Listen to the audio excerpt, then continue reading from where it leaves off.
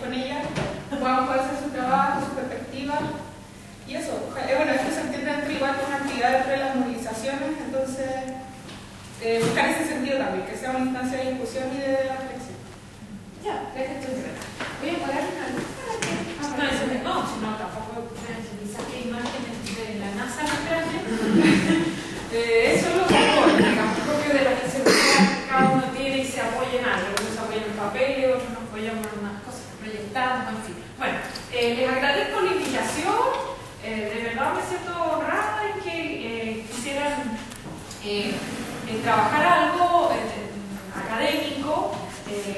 Cabe señalar que yo, dentro de mi compromiso por la educación, cuando en el 2011 participé de las movilizaciones desde el Frente Académico en la Universidad de La Serena, a la que yo pertenecí estos últimos 8 años, tuve muchas ocasiones de aportar desde frentes así. De hecho, nosotros hicimos un grupo de profesores que constituimos un colectivo que se llamaba Colectivo Académico, clases en la plaza de la ciudad y en distintos lugares de La Serena, un poco intentando mostrar que hay formas de participar en una movilización, pero desde un frente académico, además del apoyo que uno hace en términos de principio y eventualmente físicamente al compartir desde una marcha o un debate.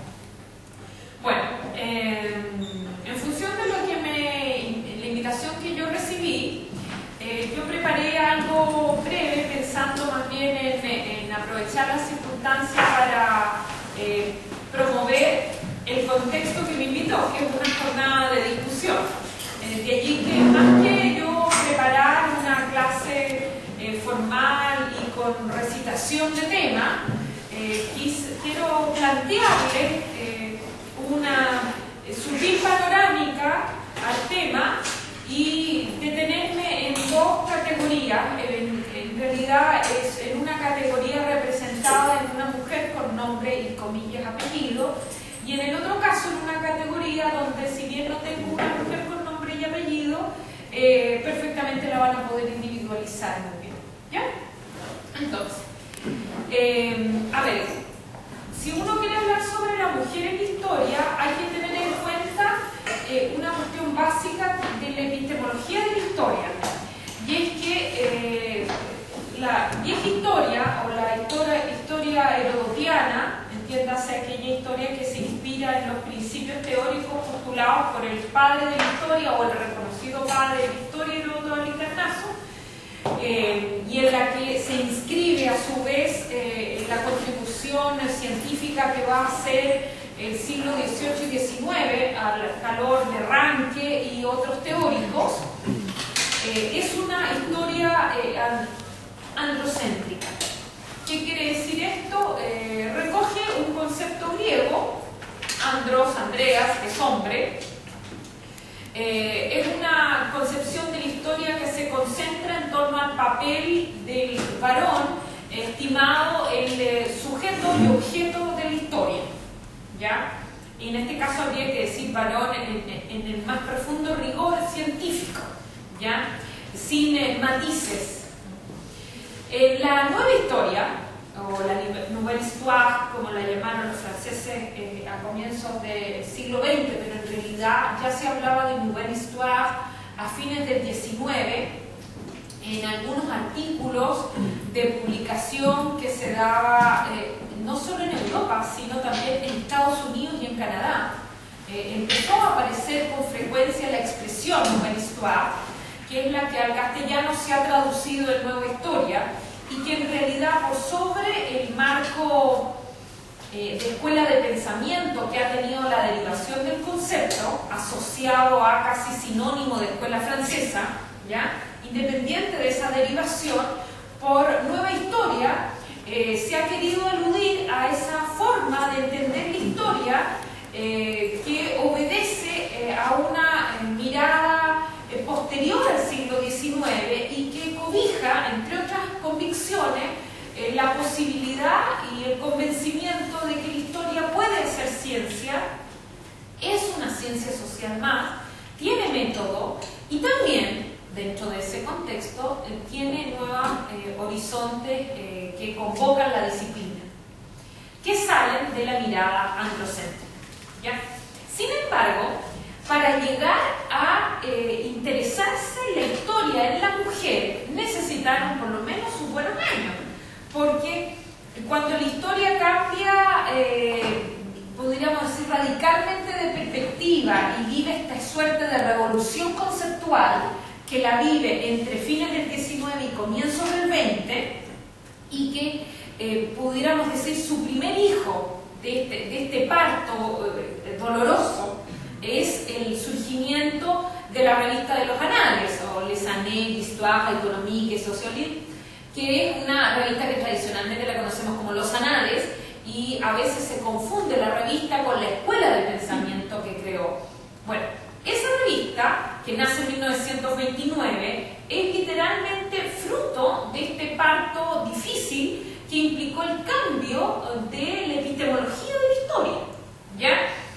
Y en este cambio, la mujer al comienzo del siglo XX no fue un gran tema de interés para estas nuevas corrientes historiográficas. Por eso les planteo que hay que tomar en cuenta que primero la historia debió cambiar su horizonte y se dirigió hacia perspectivas que nosotros asociamos a las mentalidades, a la historia social, que son los cambios de comienzo del siglo XX en los que se inscribe la revista de los Anales y una serie de perspectivas novedosas por los temas que van a abordar los historiadores a comienzos de siglo. Va a ser necesario mediados del siglo XX para que la mujer despierte interés historiográfico. Y curiosamente, hay muchos a quienes pensadores, yo los llamaría, les debemos el interés por la mujer, y dentro de ellos hay una en particular que es la que yo destaco acá, que es una escritora, pensadora, filósofa también, que es Simone de Beauvoir, ¿ya? No es historiadora propiamente tal, y quise rescatar ese hecho porque el interés por las mujeres no partió en la historia.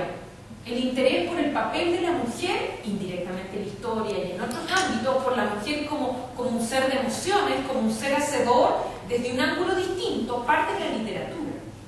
¿Ya? Es la literatura la que, al calor de la obra de Beauvoir y de otras escritoras, incluso en frente más vinculados a la politología, se va revalorando, reconsiderando y obviamente cuestionando lo que se entendía por historia, y se va evidenciando esto que para nosotros es como tan claro, que la historia era androcéntrica. Esto que para nosotros resulta evidente de una obviedad absoluta, ojo que hasta comienzos, mediados del siglo XX no era evidente. ¿Por qué? Porque la historia era por y para el hombre. O sea, el darnos cuenta que la historia no tiene por qué ser por y para el hombre fue un avance en el conocimiento de la disciplina. No es algo que hay que subestimar, ¿ya? Ni creer que es automático. Es como en otro frente, para efectos de que lo entiendan con un ejemplo sumamente duro, pero que llega, es como la conciencia social que tuvo el hombre en el siglo XIX, que existían pobres o que existían personas sin derechos, y era justo que tuvieran esos derechos. Eso que para nosotros es obvio, que los pobres merecen trato, que merecen cuidado, es obvio que las mujeres debemos tener derecho a votar, pero esa obviedad es una obviedad muy reciente en la historia, muy de hace poquito. Y la obviedad de que la historia también ha sido construida, tal vez no siempre protagonizada, pero construida por mujeres, es una obviedad que llegó hace poco, más poco, los años 50. Y llegó, reitero, no por iniciativa de la historiografía, que para mí es muy decidua en ese punto, no es menor, ¿ya? Llegó por este boom que se da con varias autoras, poetas, mujeres vinculadas al arte, justamente de los años 50. ¿Ya? En el análisis, ahí había mucha materia que abordar, pero no es casual, eso sí, ni tampoco esto obedece solamente a la genialidad de una brillante escritora. Esto también tiene que ver con procesos de decantaciones en los que un frente, no casualmente el arte pictórico, me refiero puntualmente escultórico y literario, son más sensibles, tienen una suerte de percepción más atenta, como otras antenas, y lo traducen en una mirada en sus expresiones artísticas. Y luego esto aparece en la historia. ¿Ya? Pareciera ser que la sensibilidad de la historiografía es curiosamente, es con una sensibilidad más retardada en darse cuenta de los grandes temas, pero no me extraña, porque si uno analiza bien la historia de la historia, uno debiera notar, entre otras cosas, que los cambios han sido muy lentos, y las lentitudes pareciera ser que tienen que ver con cuánto nos pesa el pasado, en todo el sentido de la palabra. Bueno, a mediados de los años 50, a mediados del siglo XX, empiezan a hacer esta incipiente historia de género, como se le llamó, que curiosamente, en realidad se interesaba en el rol de la mujer.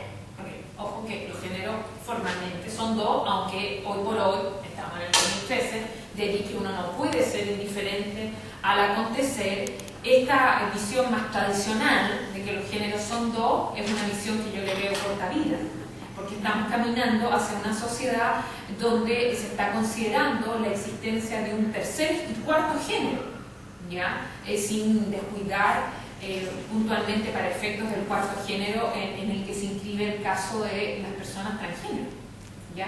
Entonces, atención, no me extrañaría que desgraciadamente es muy probable que ocurra, esto se traduzca en integraciones en la historia post-mortem de todos nosotros, ¿ya? Por lo lento que tiene la historia, aunque quiero confiar en que si bien es lenta la historia para integrar cambio, el siglo XX nos ha dado muestras que dentro de esa lentitud ha ido acelerando un poquitito el paso, ¿ya? Pero atención con esto de la historia de género, originalmente se dedicó al rol de la mujer en los años 50, 60, para efectos de Europa principalmente, Europa y Estados Unidos. América Latina, estos temas llegaron con mucha intensidad en los años 60. A Chile no llegaron con mucha intensidad en los años 60. Lo que llegó en los años 60 con cierta intensidad es cierta preocupación por temas sociales. Y ahí estábamos cuando llegó el golpe, ¿ya? Y eso detuvo un proceso, entre comillas, natural en función de nuestros propios ritmos como país.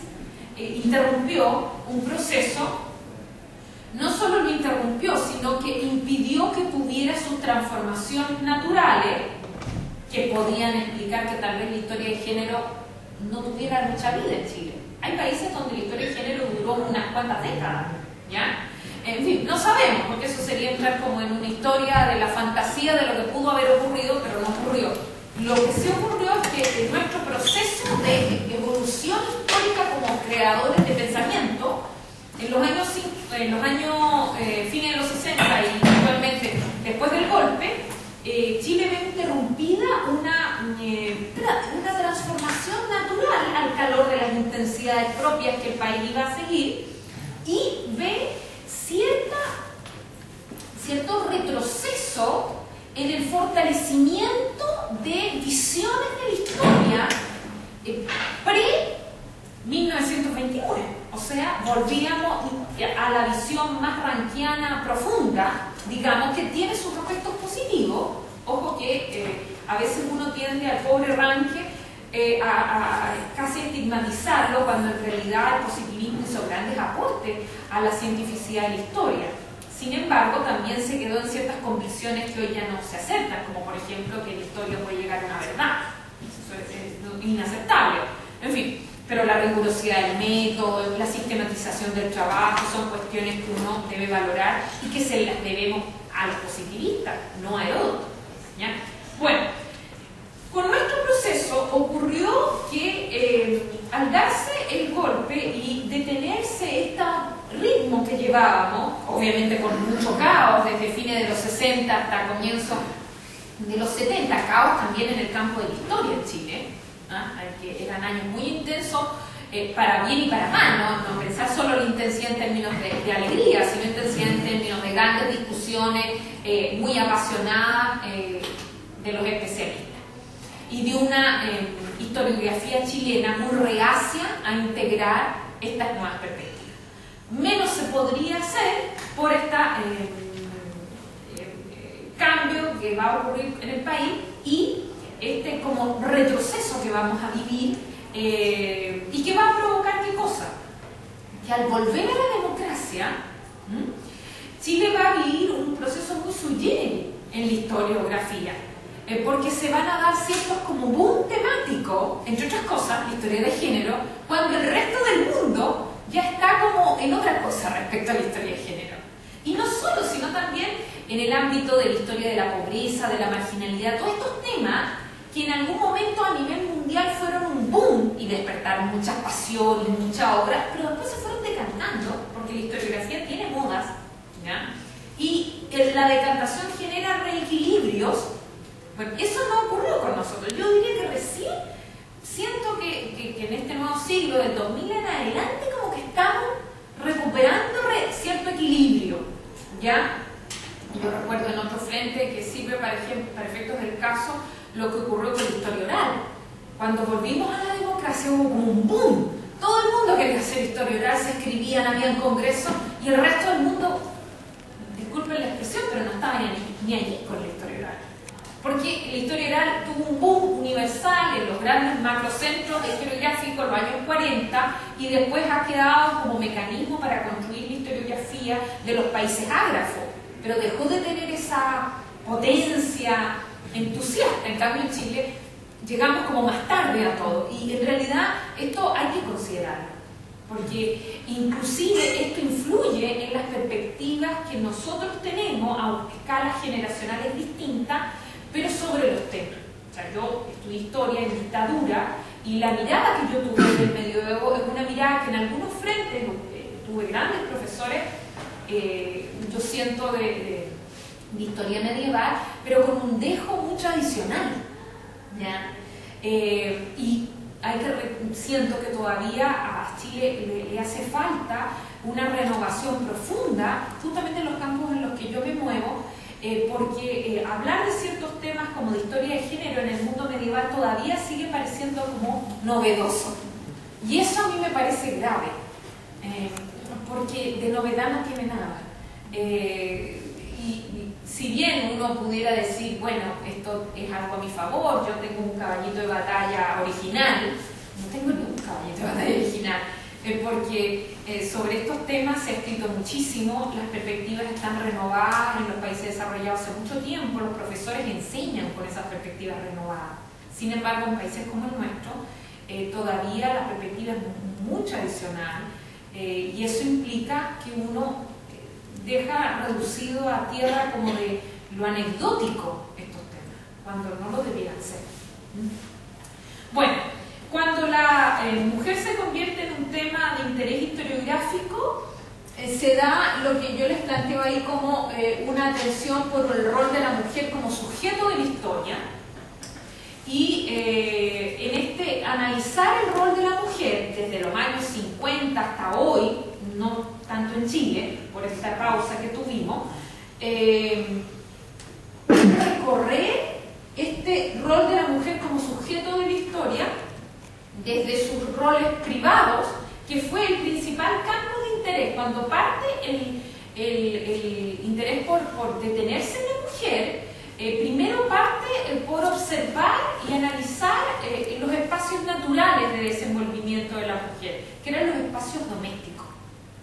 Así hasta el día de hoy, atención, hasta el día de hoy, los que se interesan por la historiografía de la mujer, el papel de la mujer, no descuidan ámbitos de vida cotidiana, por ejemplo. Es un campo sobre el que todavía hay mucho que escribir, y ojo que fuera del mundo medieval, me refiero.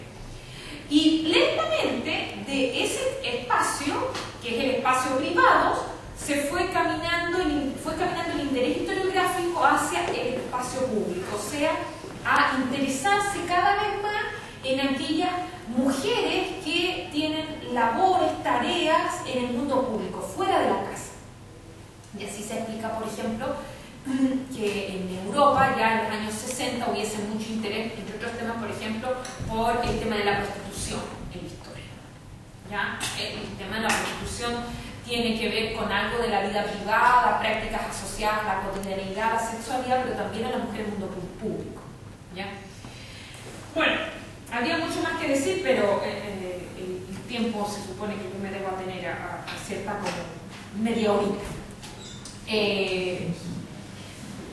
Por ahora hemos hablado entonces de la mujer desde un frente historiográfico, ¿ya? Y habría muchísimo más que decir, pero lo reitero, en torno a los 30 minutos tengo que ser muy puntual. Luego también si hacen algunas preguntas o discrepan de algo, en fin, ahí podríamos abordarlo más, aunque da para muchísimo más.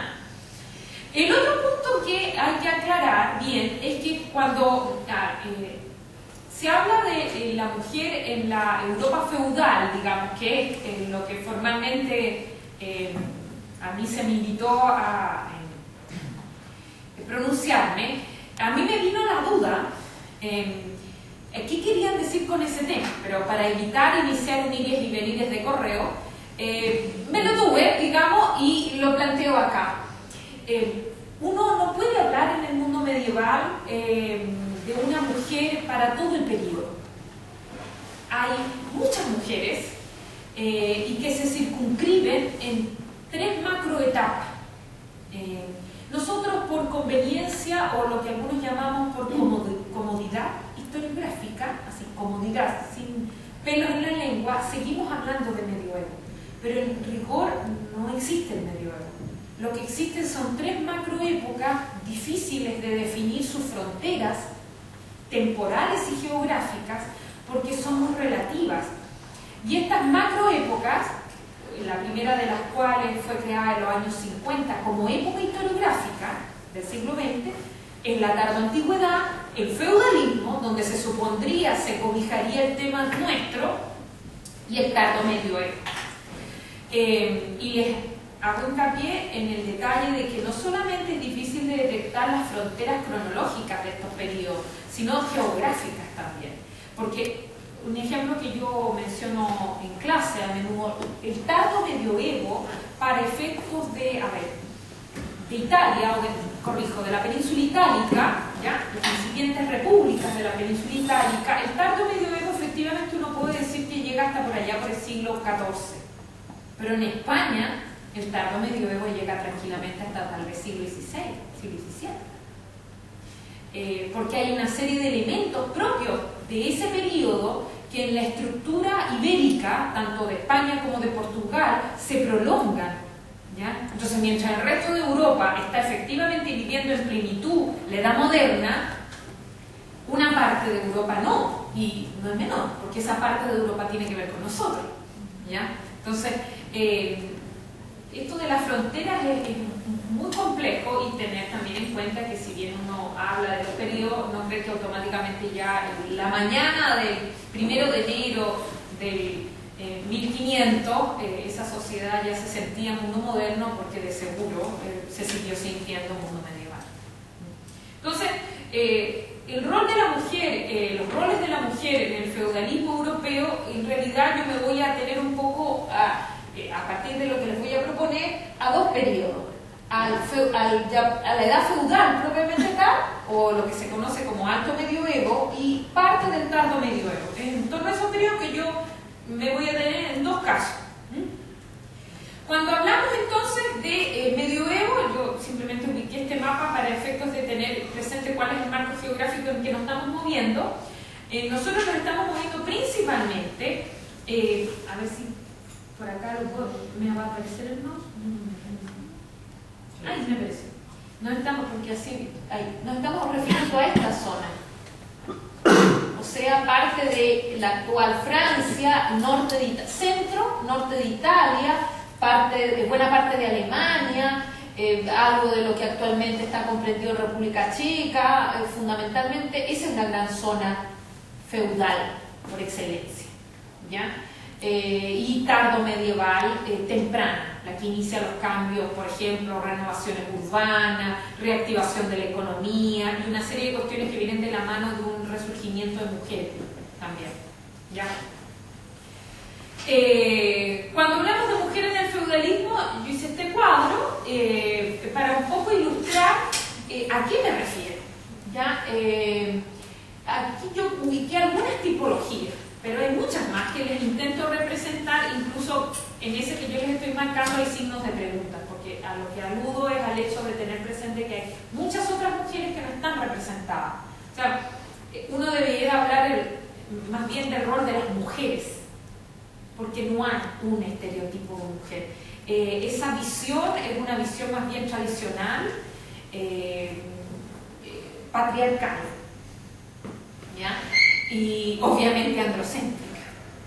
Hay tipos de mujeres y las tipologías de mujeres dan cuenta de valores, principios, códigos, relaciones sociales diferentes entre, para efecto que se entienda, lo que es una madre, lo que es una campesina, sin que el orden acá, por eso están todas en igualdad, lo que es una mujer asociada al comercio, comerciante propiamente tal, lo que es una prostituta, ahí se repite madre, no sé por qué, una distracción, monja, una artista, una mujer artista, en todo el amplio sentido de la palabra artista, pero especialmente yo estoy pensando artistas populares, lo que equivaldría a algo así como artistas callejeros, los que ofrecen sus espectáculos, donde hay mujeres músicas, mujeres que participan en pequeñas representaciones teatrales, obviamente un poco escondidas, porque la mujer en el teatro va a ser abiertamente rechazada desde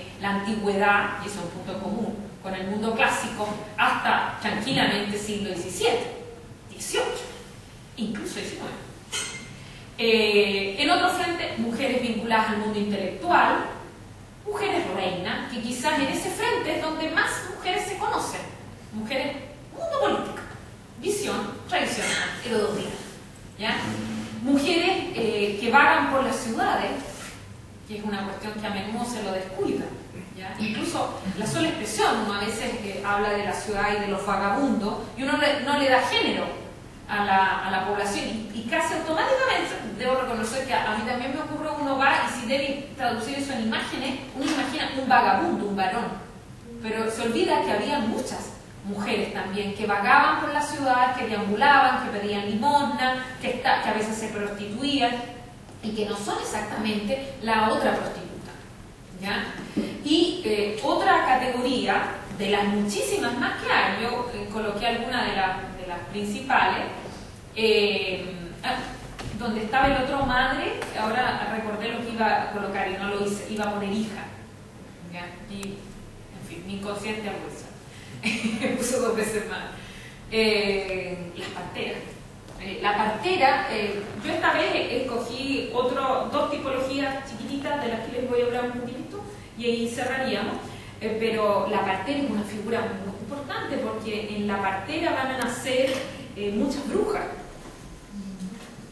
Las parteras son al mismo tiempo el origen de este temor colectivo que es la bruja, y también en la partera está cobijado un campo que probablemente muchos ni lo piensan mucho y estaba. La ciencia. Las parteras son una suerte de médicos amateur, grandes conocedoras de la biología, de la anatomía, y que prestaron mucha ayuda al desarrollo de la ciencia médica en el mundo medieval. Ámbito que, por distintas razones, para no ser repetitiva, pero se ha asociado más bien a ser un patrimonio masculino, ¿ya?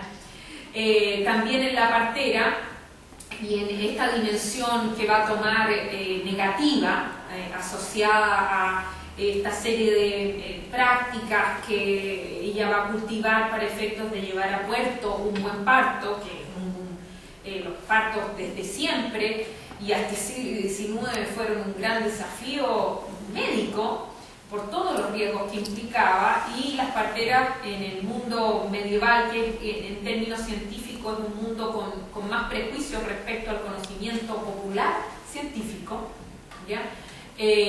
Van a tener que moverse entre huevos, digamos, para poder llevar a efecto sus conocimientos y en muchos casos esto explica el por qué la categoría social de la bruja es femenina. Porque si nunca se han dado cuenta, estaba la categoría masculina, pero esa se conoce como mago. El mago es la dimensión positiva